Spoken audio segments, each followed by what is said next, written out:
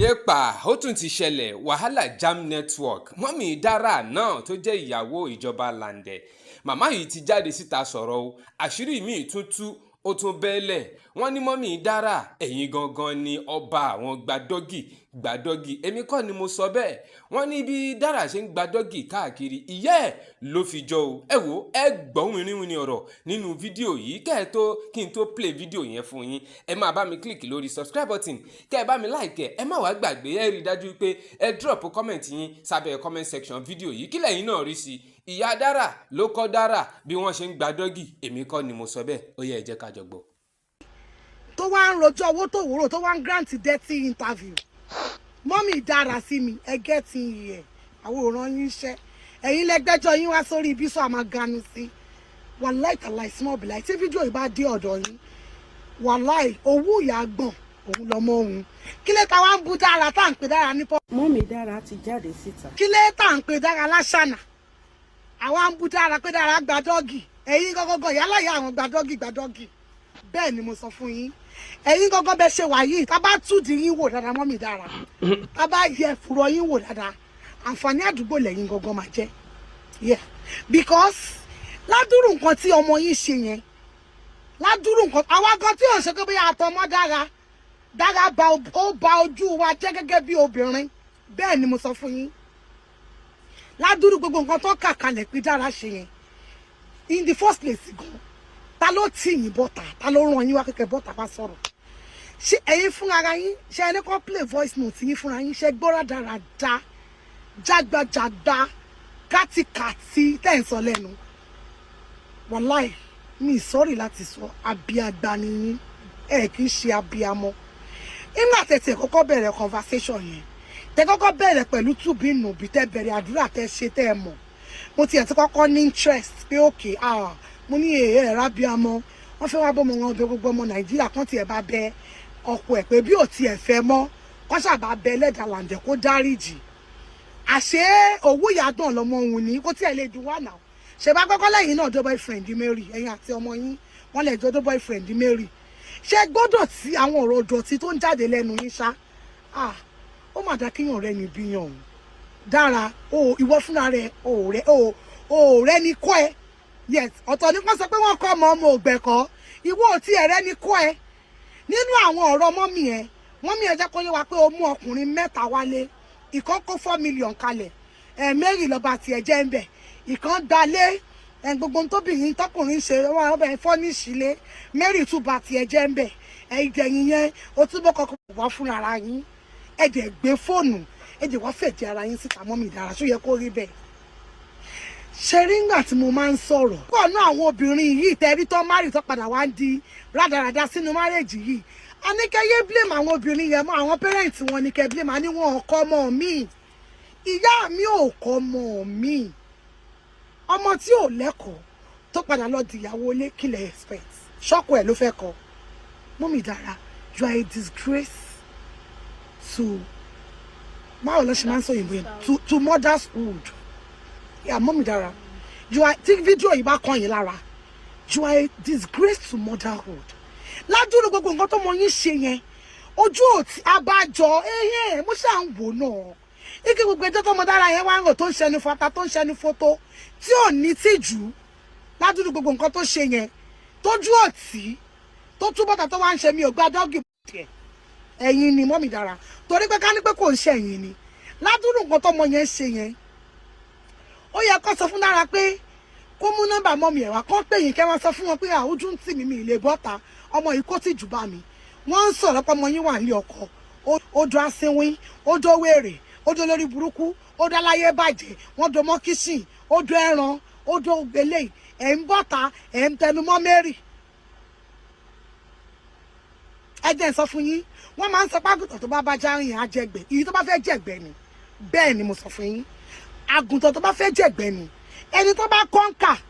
pé kó ṣèkà tó bá ṣe ìka tí ń gbénu títí ẹ̀ gógó fúnra rẹ̀ tẹ́lẹ̀tẹ́lẹ̀ ẹ̀yìn wàláhì ẹ má jẹ́ ká bú Dara mú ẹ̀yìn èèyàn ẹ̀yìn tá bá ń bú Dara bí pakàn ń wéṣì tó ẹnu wa ní jàre ẹ má jẹ́ abú Dara mọ́ mo ṣọ̀pẹ́ àti Dara gan ẹjọ́ máa pín ṣe yeah because from the way bẹ́ẹ̀ ṣe ń sọ̀rọ̀ yìí a ti rí pé àwọn ìyá tó jẹ́ wípé tọmọ yín bá ṣolóṣo lọ ó máa kówó wálé fún yín. Tọ́mọ yín bá ṣolóṣó lọ á ra fóònù wálé fún yín. Tọ́mọ yín bá ṣolóṣó lọ á ra mílò wá fún yín. Ìyẹn ni a tún ti wá rí yín pé ẹ̀yin ìyá tó jẹ́ pé tọ́mọ yín bá mú ọkọ kan wálé lẹ́nìí tó bá lóun ò fẹ́ mọ́ tó bá tún mú lówó mi wálé lọ́la tó bá tún níyẹn lòun tún máa fẹ́ ẹ máa gbà tó bá tún dọ̀la tó bá tún mú mi wá so kí là ń bu jara fún láńdẹ̀ gbọ̀ngàn fọkọ̀pù irú ẹbí eléyìí. Mọ́mì wa tẹ bá mọ̀ bára yín ẹ jẹ́ máa yẹ kán invite yín sórí live stream ẹlẹ́yà àtọmọ yín ṣekú kó má jẹ́ ìlẹ̀ máa gbé ìtókù torí ẹ̀sìn yẹn á pọ̀ fẹ́yìn àtọmọ yín òṣìlẹ̀ ń ṣe. nǹkan dé ayé ti wá fọ́jú tán ó ti bàjẹ́ pátápátá mọ́mì Dara àti Dara wọ́n jọ ń jọ̀gẹ̀dẹ̀ kan náà wọ́n jọ ń ṣe dọ́gì káì Usain Nepa Boys ṣe bẹ́ẹ̀ yín náà mọ̀ wọ́n ló ti wọ wàhálà ó ti kàn jọ̀gbọ̀n lọ́dọ̀ àwọn Elegun nílùú Ìbàdàn wọ́n ní àfárá kó yọjú sáwọn ní kíákíá ní wàrà ń ṣẹṣà kí ló wá fa Usain kí ló pa Usain àtàwọn Elegun papọ̀ ẹnu mi kan ńlẹ́ ti gbọ́ ó yá ẹja àjọgbọ́ lẹ́nu wọn gangan.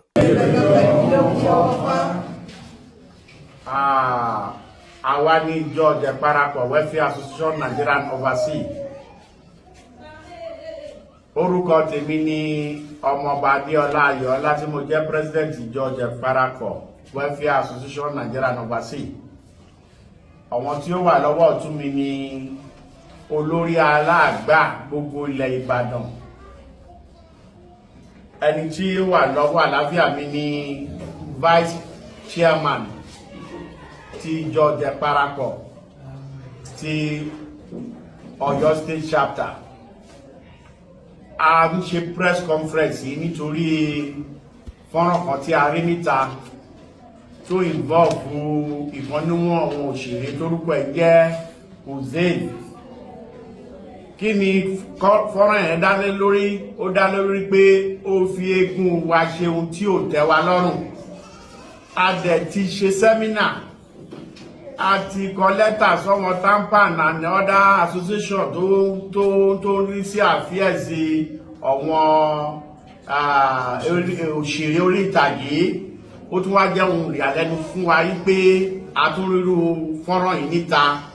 Nínú fídíò yìí a máa fi fọ́nrán yìí sínú ẹ̀ so that ẹ̀yin náà lè rí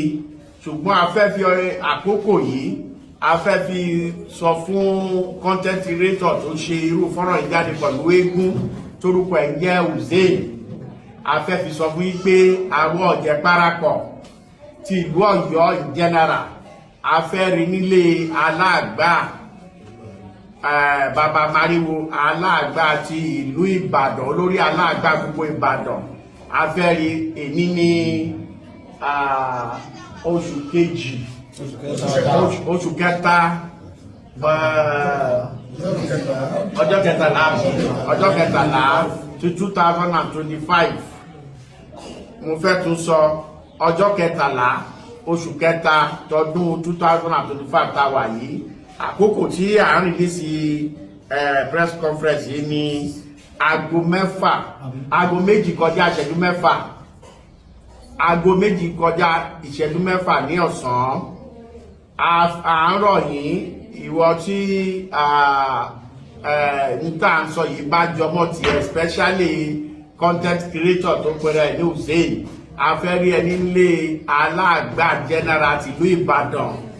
ní èní sí ọ̀la. Èní ní ọjọ́ kẹtàlá oṣù kẹta 2005. A fún ẹ lé èní sí ọ̀la ọjọ́ kẹrìnlá oṣù kẹta 2025 láti yọjú sí ilé aláàgbà nílùú Ìbàdàn. Olórí aláàgbà torí aláàgbà akọ rẹpẹtẹ nìbàdàn ṣùgbọ́n olórí aláàgbà a fẹ́ rí ẹ níbẹ̀ nílé òkú gbàjà kí o lè wá sọ torí lọ́bẹ̀ tó fi ra wọ́wọ́. À ń bá ẹ̀tọ́ ní wẹ́rẹ́wẹ́rẹ́ báyìí. A fẹ́ sọ fún ọ yín pé kí o gbọ́ ìpè yìí kó dẹ̀ ṣe kí ni